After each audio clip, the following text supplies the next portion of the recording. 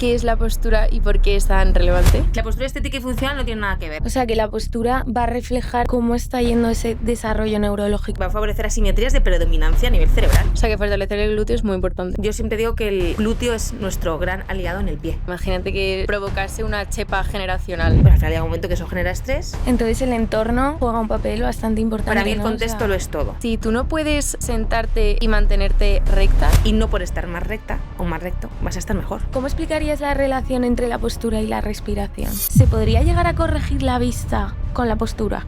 Cuando no detectamos nada en el pie, nos tenemos que ir a la vista. Los corsets, los correctores de espalda. O lo mismo antiguamente con las embarazadas. Se ponía la faja abdominal, Pero yo te juro que no he tenido unos dolores de espalda como en esa semana. ver el tono muscular que tiene y casi puedo averiguar la personalidad que tiene. ¡Ostras! Aquí va a haber gente que no esté de acuerdo, no me importa. Bienvenidos a Consulta 51. Somos Matilde y Adriana y hoy vamos a hablar de algo que todos creemos entender, pero que en realidad simplificamos muchísimo más de lo que deberíamos. Hoy hablamos de postura, de cómo se construye desde la infancia, de por qué no tiene que verse solo como sentarse bien y de cómo el movimiento o la falta de él puede influir en el desarrollo y en la salud a largo plazo. Y para ello contamos con una experta. Es podóloga especializada en pediatría y experta en postura. Ha ampliado su mirada hacia el neurodesarrollo infantil, la estimulación temprana y el trabajo con los reflejos primitivos. Además, es CEO de Neuritavita, un proyecto que aborda la salud infantil de forma global e integrando distintas disciplinas. Hoy contamos con Zulema Matías. Hola. Bueno, para comenzar y que todos lo entendamos, ¿podrías explicarnos qué es la postura y por qué es tan relevante? Mira, la postura es, yo siempre digo que el cerebro es el jefe de absolutamente todo el cuerpo, ¿no? Entonces la postura se entiende como cuando nuestros padres de pequeños nos decían, ponte recta. Y durabas un segundo recta, ¿no? Contienes la respiración y a los 2 minutos o menos ya estabas otra vez en la posición que tú estabas más cómodo, más cómoda. La postura realmente es la capacidad que tiene el cerebro de darle una información a todos los sistemas y generar esa posición de que estés más erguida, pero de una forma automática. Entonces, la postura es lo que nos defiende en movimiento y lo que nos va ajustando y nos va regulando en base a lo que el cerebro percibe de diferentes puntos, ya sea de la vista, ya sea de la boca, ya sea de la percepción que tú tengas de la piel, por supuesto los pies, y toda esa jerarquía hace la postura. Vale.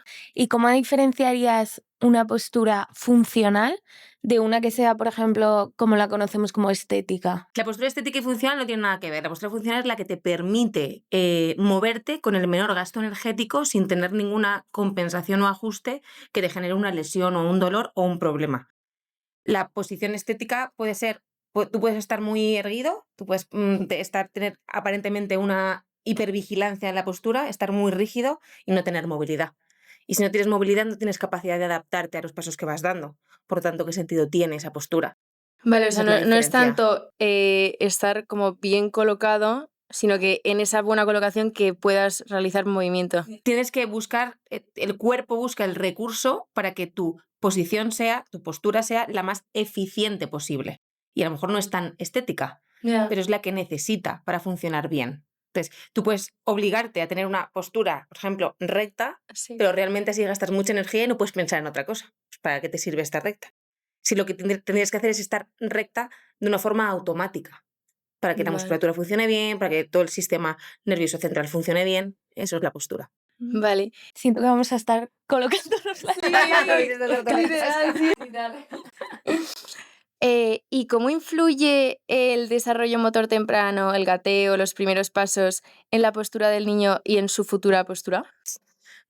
Todo. O sea, al final el niño se desarrolla cerebralmente muy rápido a través del movimiento. Entonces, en el momento que el peque empieza a reptar, está dando información de dónde está posicionado ese primer dedo, tan importante los pies y tan importante la marcha.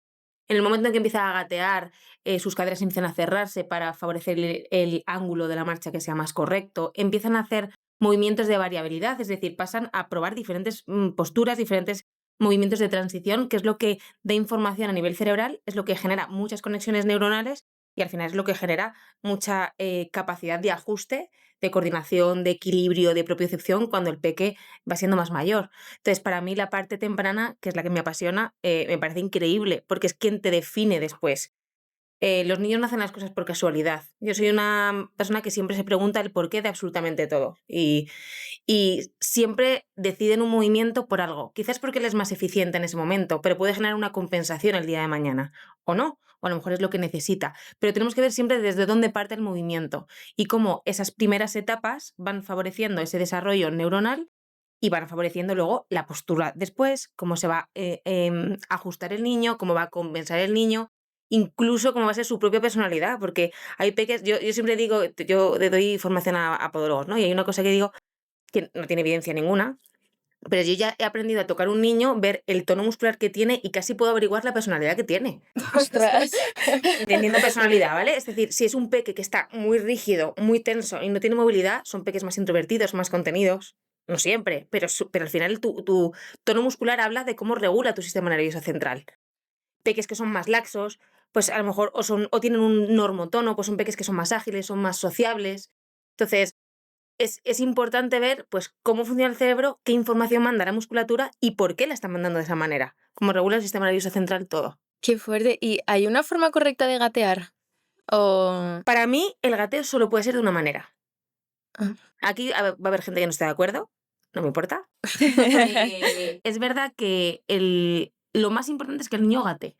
Podemos discutir cuándo. Es decir, es verdad que hay familias que se asustan mucho porque dicen, joder, mi hijo no ha gateado, ¿qué le pasa? Gatear da inteligencia, ya mi hijo, ¿qué le pasa? ¿No? No, tampoco. Lo importante es que gaten antes o después de caminar. Pero el gateo es una posición que necesitan hacer, pasar por esa etapa, ¿vale? Un gateo asimétrico. Empecé hablando hace años de esto y todo el mundo me trataba como si estuviera un poco así de la regadera, pero un gateo asimétrico va a favorecer asimetrías, pero no solo asimetrías a nivel muscular y a nivel óseo, va a favorecer asimetrías de predominancia a nivel cerebral. O sea, y con gateo asimétrico, ¿a qué Me te refiero refieres? al típico gateo que a veces a los papis les hace como mucha gracia porque van arrastrando una pierna. Ah, O van en 3 puntos, o un gateo de oso que no ponen las rodillas en el suelo. Eso es una variabilidad del gateo, hablan. Para mí el gateo solo es en cuadripedia, 4 puntos, y es como tendría que ser. vale. No hay evidencia que diga que el gatear de una forma distinta genera un problema, pero porque esos estudios están basados en que si un niño gatea de una forma distinta no tiene por qué tener un problema neurológico, ¿vale? Por supuesto, entre salud y enfermedad hay una amplia Sí. gama de grises. Pero si tú, y lo encuentro en consulta, muchas veces hay un gateo asimétrico, tenemos que buscar el origen de por qué es asimétrico. Por una tortícolis congénita del nacimiento. Por una mala lactancia que ha tenido predisposición más en un pecho que en otro. Porque estaba así colocado en posición intraútero. Porque hay una asimetría en la cadera. Porque el ojo no lleva la misma información al cerebro, entonces primero te guía de una mala posición, vamos a decirlo de alguna manera, un ojo no está recibiendo la misma información que el otro. Joder, qué fuerte. Entonces al final el cuerpo se va adaptando a la información que recibe.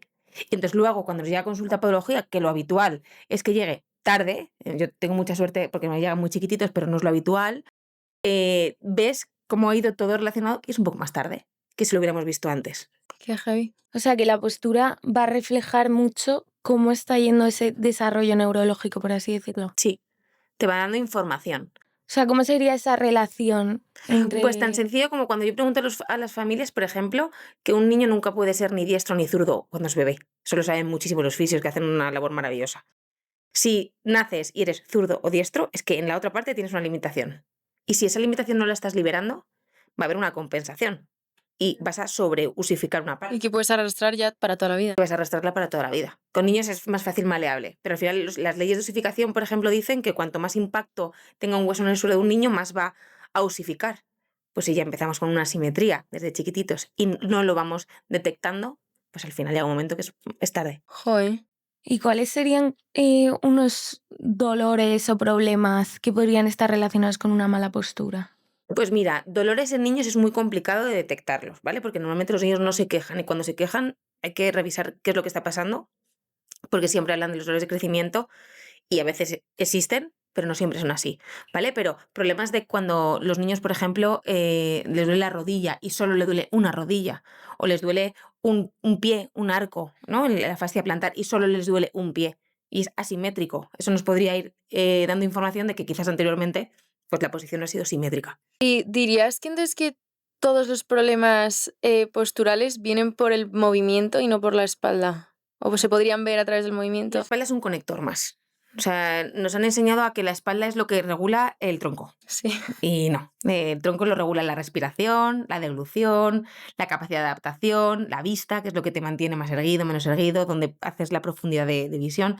Entonces, simplemente la espalda es un conector donde recibe información y se posiciona donde sea más eficiente. Pero la postura es muchísimo más amplio. Es respiración, es sistema nervioso central, es regulación, es vista, es tacto, esto es todo. Y muchas veces asociamos ciertos dolores a una zona concreta del cuerpo, pero ¿dirías que una mala postura podría estar asociada a dolores de cabeza, de pierna, de hombro? Ten en cuenta que como el cerebro regula absolutamente todo, te regula tu sistema nervioso central, te regula tu sistema nervioso autónomo, que sin meterme demasiado a fondo, pues muchas cefaleas, muchas migrañas, es un problema de regulación del sistema nervioso central. Entonces, al final, ten en cuenta que una mala postura te puede llevar a tener, por ejemplo, más rigidez cervical. Vamos a irnos a lo más simple. Y esa rigidez cervical es la que te puede generar luego cefaleas posterior, dolores de cabeza. Entonces, está todo muy, muy conectado. Y antes lo has dicho un poco por encima, pero es verdad que hay personas que tú las ves y tienen una postura correcta, por así decirlo, y que sufren de muchos dolores de espalda, de cuello, cervicales, tal. Y luego hay gente que tiene una postura que, pues yo que sé, igual más erguida y que están perfectos.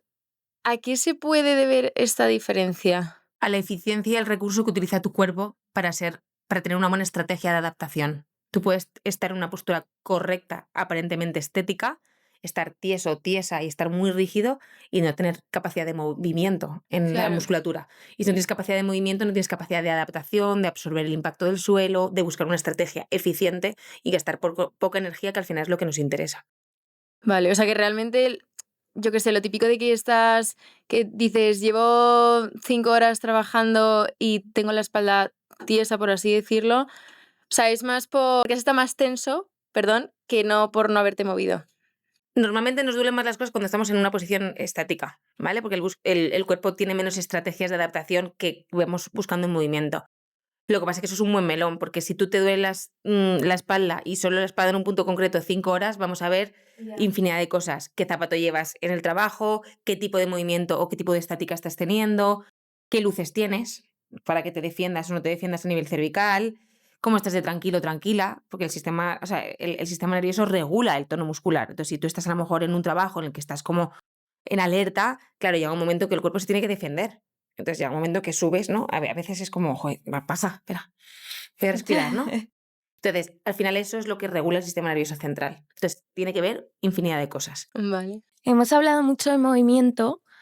¿Cómo definirías la variabilidad del movimiento y qué importancia tiene en la construcción de esa buena postura? Para mí la variabilidad de movimiento son experiencias, es aprendizaje. Al final el cerebro aprende por hacer un movimiento espontáneo, que es como cuando nacemos de bebés, luego controlas ese movimiento, luego lo repites, haces variabilidad de movimientos y luego eres eficiente y mejoras, ¿no? Por ejemplo, los peques que pedimos que sean muy variables en movimiento y que no se debería empezar cierta especialización deportiva, que hoy en día en sociedad es muy difícil antes de X años, porque tú necesitas tener variabilidad de movimiento, pues lo que los niños hacían antiguamente, ¿no? Parque, Sí. saltar, el potro, flexibilidad y trabajar el cuerpo en conjunto, esa variabilidad de movimiento global. ¿Qué pasa? Que hoy en día vamos a deportes como muy específicos y pues trabajas el fútbol donde trabajas esta musculatura y trabajas el pádel donde trabajas esta musculatura y trabajas el baloncesto donde no hay variabilidad de movimiento, hay variabilidad de movimiento en un gesto deportivo. Entonces el movimiento y esa variabilidad lo que hace al cerebro es rico en experiencias para poder automatizar procesos y tener mucha información para ajustar luego posteriormente para ese equilibrio y esa coordinación. ¿Y hasta qué año sería esto? O sea, me refiero, ¿a partir de qué edad ya puede...? Lo ideal es, esto no pasa, ¿vale? Pero lo ideal es a partir de los 7-8 años. A los 7 años ya tenemos adquiridos una serie de habilidades motóricas y además tenemos la lateralidad hecha. Lo ideal es que antes de esa edad, pues los niños sean niños, entendedme. Y esto lo digo yo, que soy madre y mi hijo va a fútbol y tiene 4 años, ¿vale? O sea, aquí hay que ser honrado. Al final los niños tienen una serie de gustos y tenemos que ir buscando también la parte emocional. Pero lo ideal es que los niños simplemente hicieran variabilidad de movimiento hasta los 7 años. Y luego ya se pueden especializar o podemos ir trabajando otro tipo de deportes.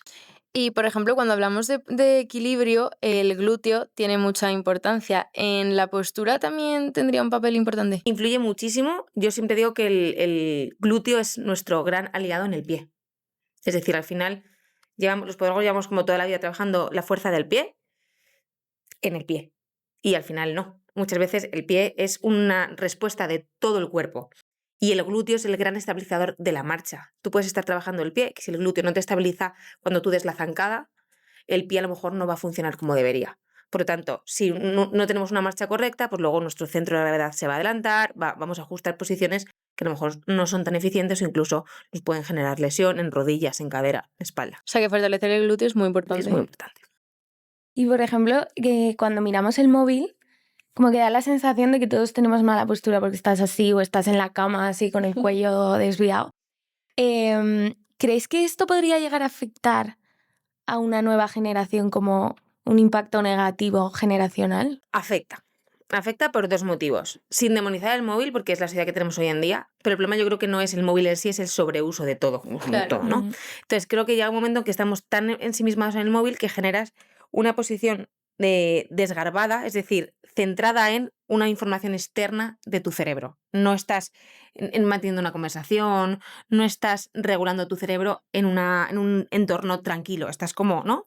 Como cuando estás, mira, y te ríes y te vas de red social a otra red social. Entonces eso llega un momento en que agota el sistema visual, agota el sistema cervical y entonces al final sí que te afecta la postura y a toda la regulación de tu sistema. Claro, y si esto lo continúas a lo largo de los años y, bueno, esto lo vamos a ver ahora, pero imagínate que el provocarse una chepa generacional, ¿se podría revertir? ¿O una vez que la postura ya está...? Los adultos se puede mejorar, ¿vale? Yo diferencio entre adultos y niños cuando los niños son muy maleables y tenemos capacidad de modificar las estructuras óseas, pero en un adulto la estructura ósea no la vas a modificar. Pero sí vas a mejorar la movilidad, sí vas a mejorar la fuerza y esa chepa la puedes hacer funcional y que no te dé ningún tipo de problemas si todos los sistemas están bien establecidos. El problema viene cuando el uso del móvil va acarreado, que es lo que suele pasar hoy en día en esta sociedad, poco movimiento. O sea, el problema, seguro, si tú estás 2 horas al día al móvil en una mala posición, pero comes bien, te alimentas bien, tienes sol, haces deporte, tienes una vida equilibrada, pues probablemente no te genere ningún problema. Pero si solo haces el móvil, no te mueves, estás agobiado, estás estresado porque no llegas al trabajo o a los estudios o a lo que sea, pues al final llega un momento que eso genera estrés, una desregulación del sistema nervioso central y la postura entonces te duelen las cervicales, te duele la espalda y te duele todo. Claro. Entonces el entorno juega un papel bastante importante. Para mí el ¿no? contexto lo es todo. De hecho, algo que yo siempre defiendo mucho en redes sociales, que estamos en la era del blanco o negro en todas las profesiones.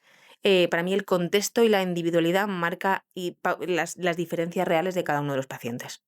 Y esto ya lo has mencionado, pero entonces, si tú no puedes sentarte y mantenerte recta, o sea, no significa que tú ya tengas una mala postura o que... No, para saber si tenemos una mala postura o no, tenemos que ver el contexto que tienes. Es decir, si tienes dolores, si no tienes dolores, si descansas bien, ¿cómo ves?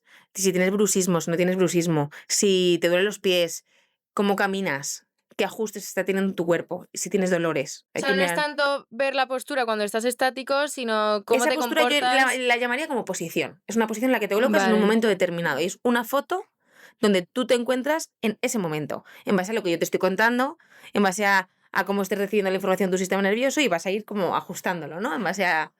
Es lo normal. Bueno, como hemos dicho, está relacionado con todo. ¿Cómo explicarías la relación entre la postura y la respiración? La respiración marca muchísimo. O sea, en los niños, por ejemplo, una mala respiración puede llevar a que la boca no se desarrolle como se tiene que desarrollar. Bien sea porque la respiración no se da porque tenemos un problema a nivel de vegetaciones o amígdalas, bien sea porque la lengua no reposa en el paladar, por lo tanto el paladar no está haciendo su función y al final llegas a que tengas una mala respiración. O sea, hay que ver el origen de por qué tienes esa mala respiración. Pero al final, si no tenemos una buena respiración, el diafragma, un músculo muy importante, no va a actuar como tiene que actuar. Por lo tanto, nuestro centro de gravedad va a verse alterado. Y quien va a tener que adaptar esa posición van a ser los pies. Y muchas veces a nosotros en consulta nos llegan los problemas de los pies. Pero a lo mejor es que no hay una buena respiración porque ha habido algo anteriormente que impide esa respiración correctamente. Por eso es importante siempre, cuando nos hacemos todas las preguntas, ir a la raíz del problema, el por qué está pasando lo que está pasando en nuestro cuerpo y el origen de nos encontramos. O sea, una persona que es asmática podría llegar a tener más problemas, por así decirlo, con la postura. Depende de la causa del asma, porque realmente puede ser transitoria ese asma o puede ser por algo que es alérgico, entonces no tienes por qué llevar una mala postura crónicamente hablando, pero en ese momento vas a tener peor recursos de adaptación, porque tu cerebro está encargándose de regular otra serie de cosas. Y por una mala respiración, bueno, aparte de condiciones, pues eso, como el asma, ¿qué sería? No o sea, Una mala respiración es, por ejemplo, respirar por la boca. vale.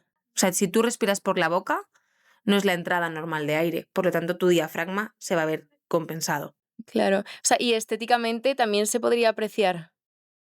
¿O es más a nivel interno? Depende. En niños lo que nos encontramos, por ejemplo, son peques con ojeritas. O sea, peques que no descansan bien. Y entonces ya se va formando, ves que la forma de la boca, ahí lo ven mucho los odontólogos infantiles o los ortodoncistas, no se está desarrollando como debería, porque la respiración no es eficiente. Y en Qué adultos fuerte. no te sabría decir si realmente hay algo estético, pero por ejemplo, personas que tienen muy desarrollada la parte superior suelen tener una respiración más corta y más superficial, no tan profunda. Y por ejemplo, en los niños pequeños, ¿el gateo también podría llegar a ser distinto por la mala respiración? No lo creo que haya una relación tan directa, pero sí que es verdad que a lo mejor la capacidad de movimiento va a ser limitada si no tiene una buena respiración desde pequeños. ¿Y cuáles son los errores más comunes que tú ves cuando te llega un niño a consulta? O sea, a nivel de tratar la postura y el desarrollo del A mí me movimiento. llegan normalmente por el pie, es lo frecuente. Bueno, hace muchos años que siempre ya me llegan hasta por otras cosas, pero lo normal es que un podólogo infantil vayan directamente por el pie. Entonces, el error más común es pensar que el pie solo es el pie. Ya. Entonces, cuando tú empiezas a explorar la vista y empiezas a preguntarle qué tal en el cole, y los padres siguen diciendo, ¿y esta podóloga tan rara? Pues es que el pie es un sistema global y tenemos que ampliar esa mirada para verlo todo. Y si no, no hay otra forma de trabajar con los niños, pues los niños están creciendo y están desarrollándose. Entonces, el mayor error es pensar que el pie es la causa principal. Normalmente, si no hay un problema óseo, suele ser la consecuencia y la raíz del problema suele estar en otras estructuras. Y ahí es donde tenemos que saber y ser capaces de, como yo le digo a mis alumnos, ¿no? De ser un poco los serpas de la familia e ir guiando. Pues ahora al fisio, o ahora al ortodoncista, o ahora a diferentes profesionales que nos van a ayudar, porque si no, nosotros solos no podemos. Hay que hacer un trabajo multidisciplinar. Y eso a veces a las familias es normal que les cueste entenderlo. Claro. Y antes hemos hablado de que está súper relacionado con el sistema nervioso y que se podía detectar en el movimiento de los ojos. ¿Se podría llegar a corregir la vista con la postura? Yo lo diría más bien al revés. Es decir, la postura la vista, la visión realmente, te coloca en el espacio y recibe información. Entonces, el tener un buen calzado te va a llevar a tener una postura más erguida, porque tienes, al tener una sensibilidad en la planta del pie mucho más marcada que en las manos, te va a ayudar a recibir ese mapeo corporal, esa información del suelo mucho mejor. Te va a ayudar a que tu visión no se fatigue tanto como corregir de esa forma, no lo creo, pero es un captor postural importante que nos va a ayudar a ajustar esa postura y nos va a generar probablemente, si hay una mala vista o una mala visión, una adaptación en el pie. Eso es frecuente a veces cuando vienen niños, por ejemplo, que el motivo de la consulta es meter los pies hacia adentro y a veces solo meten uno, el problema no nos viene después de ver nuestro algoritmo terapéutico en podología, que la culpa no es de la cadera, ni es del pie, es hacer nuestra batería de pruebas. Cuando no detectamos nada en el pie, nos tenemos que ir a la vista. Porque si los ojos no están alineados, Qué el fuerte. pie no va a estar alineado. Es una compensación. Pero es que es todo el conjunto del cuerpo. Si empezamos a sectorizarlo por partes, no hacemos nada. Vale, ahora vamos a entrar a una sección que se llama Desmintiendo bulos, pues en la que tratamos de dar respuesta a ciertos tópicos o mensajes pues o que vemos en redes sociales o que nos han dicho siempre en casa. Bueno, ahora se han puesto como muy de moda los corsets, los correctores de espalda. Y nosotras cuando preparamos la entrevista, en esta sección en específico sobre todo, nos metemos mucho en redes sociales y miramos comentarios o alguna duda que se repita mucho y nos encontramos con un debate, bueno, en TikTok, en los comentarios todo el mundo es experto, entonces ahí se genera un debate Es impresionante. increíble. Y entonces en los comentarios había médicos que decían que no servía porque al final la espalda está asociada con el músculo, entonces que realmente el corrector no te servía. Y luego había gente que contestaba y decía que aunque estuviese muy ligada al músculo, el tú tener algo que te sujete en esa postura, como que el músculo se acostumbra a estar en esa posición y también se puede fortalecer así. Entonces, ¿realmente pueden corregir la postura o es solo temporal o no sirven? No. Nada. O sea, pero vale. clarísimamente no. No corrige la postura más allá de ese momento en esa foto que digas, mira, pues estoy recto o estoy recto. Pues yo me compré uno. ¿Te lo pones? No sé, no, la verdad. Pues fíjate, lo estuve usando. Vale, yo me compré uno, ¿vale? Vale. Lo estuve usando durante una semana. Es verdad que justo esa semana, bueno, en el gimnasio me lesioné porque cogí una pesa mal. Vale. Pero yo te juro que no he tenido unos dolores de espalda como en esa semana. Entonces yo no sé si es porque estuve forzando mucho la espalda, a lo mejor, porque dejé de usarlo y oye, ¿Qué te pasó? ¿sí? Tienes una postura que a lo mejor sea la tuya. Es que ese Ya, corrector es qué para ti, pero es para fuerte. ella, pero es para... O sea, no se adapta primero a tus necesidades. Entonces, voy a poner 3 ejemplos sencillos para contestar a este mito. Si tú estuvieras todo el rato en una silla de ruedas, estuvieras un año en una silla de ruedas y te intentas levantar, ¿crees que caminarías con la misma fuerza? No. No. Si tú a un niño le pones una bota ortopédica dura, rígida en el tobillo, porque así se va a poner el pie fuerte, y le quitas la bota, el pie va a hacer pium, o sea, el pie va a caerse como si fuera un lenguado, porque no ha fortalecido esa musculatura. O lo mismo antiguamente con las embarazadas. Se ponía la faja abdominal para sujetarte la barriga, pero realmente tu faja abdominal no estaba trabajando. Quitabas la Claro. faja Y y se ya caía. está, se caía. Entonces al final ni suelo pélvico ni nada. Hoy en día se trabaja de una forma activa. ¿Sabéis lo que pasa con las redes sociales hoy en día y en la sociedad que tenemos todos a nuestra forma? Que estamos en una sociedad muy consumista en la que buscamos el milagro en la pastilla externa y no en la interna. Nos pasa a todos. O sea, al final buscamos una solución rápida sin que nosotros tengamos que dedicarle demasiado tiempo y sea fácil, ¿no? Porque es lo que nos venden. Entonces tú indicas un punto de dolor, entonces pues para eso están los comerciales y los marketing maravillosos que están por todas las redes sociales. Entonces te venden miles de herramientas y miles de estructuras, pero el cambio está en uno mismo, siempre. Entonces, mantener una posición forzada sin saber si es la tuya no te tiene por qué beneficiar. De hecho, no vas a fortalecer la musculatura. Y no por estar más recta o más recto, vas a estar mejor. ¿Y se podría saber cuál es tu postura? ¿O te tendrías que ir demasiado atrás? Tendrías que individualizar demasiado. Vale. Pero tu postura es la que te funciona, sin ningún tipo de dolor, la que no estás demasiado cansado a lo largo del día, no tienes lesiones, no tienes problemas en la vista, no tienes problemas en la boca. Esa sería tu postura ideal, individualizada, no la postura estética de, jope, mira qué bien, que la postura estética se puede conseguir a veces en algunos casos cuando tú trabajas la respiración, cuando trabajas la fuerza muscular, cuando trabajas el abdomen, que es el que te sostiene en esa postura erguida, ¿no? Pero no un corsé que te está dejando así. Es como utilizar la pastillita que se utilizaba antes para adelgazar. Que te dan, tómate esta pastillita y vas a perder X kilos. Pues es un poco lo mismo. Mito. Mito. Confirmamos. Bueno, ya lo hemos dicho, pero una postura correcta entonces podría corregir el bruxismo o si has tenido una postura correcta evitas el bruxismo. Exacto. Si tienes una postura correcta puedes evitar el bruxismo. El bruxismo viene por muchas cosas. Viene por adaptación, viene por musculatura, viene por sistema nervioso, cómo se adapta, por el estrés que tenga el niño o la niña, por la tele o la televisión que vea y a qué horas, el estado de ansiedad que se encuentre el peque. Entonces, viene al revés. Es decir, si tú tienes una buena postura, si tú estás regulado, tienes menos posibilidades de tener bruxismo. Vale, pero no al revés. No. Si tienes bruxismo ya no... Vale. Pero se puede mejorar. Siempre tienes que buscar el por qué tienes ese bruxismo. Vale. ¿Y qué te está diciendo tu cuerpo para que aparezca ese bruxismo? Pues ahora vamos a hacer una sección que se llama ¿Qué prefieres? En que básicamente te damos 2 opciones y tienes que elegir cuál prefieres. Soy muy mala eligiendo yo. No sé elegir. Venga. Vale, ¿qué prefieres? ¿Caminar 1 hora al día o llevar zapatos buenos todo el día? Llevar zapatos buenos todo el día. Vale. Para mí la constancia marca la diferencia. Y es lo que promuevo en mi vida personal y en mi vida profesional. Lo que haces a largo plazo es lo que cambia, no lo que haces a ratitos. Bueno, por zapatos buenos hablamos de zapatos respetuosos como el flexibles. Eso es. Bueno, esto ya sabemos la respuesta, yo creo. ¿Pero qué prefieres, usar un corrector de postura durante todo el día o hacer 10 minutos de ejercicios diarios que puedan fortalecer? 10 minutos de ejercicios diarios. Todo con sentido, aunque sea en menor medida que hacer algo que no tiene lógica ninguna. ¿Qué prefieres, movimiento o fortalecer el músculo? Movimiento. Y para trabajar, ¿qué prefieres? ¿Usar las sillas que se han puesto ahora muy de moda, que están como inclinadas y puedes meter las piernas? ¿O una mesa elevable? Una mesa elevable. porque puede poner una cinta debajo y puede ir caminando. Entonces al final el movimiento. Bueno, pues ya estaría, Celeba, muchísimas gracias. A vosotras. Y muchas gracias a vosotros también. Recordaros que estamos todos los miércoles a las 9 en Spotify y en YouTube. Y no olvidéis seguirnos en todas nuestras redes sociales para no perderos nada. Chao. Adiós. Gracias, chicas. Qué viejo, se me ha quedado súper cortito.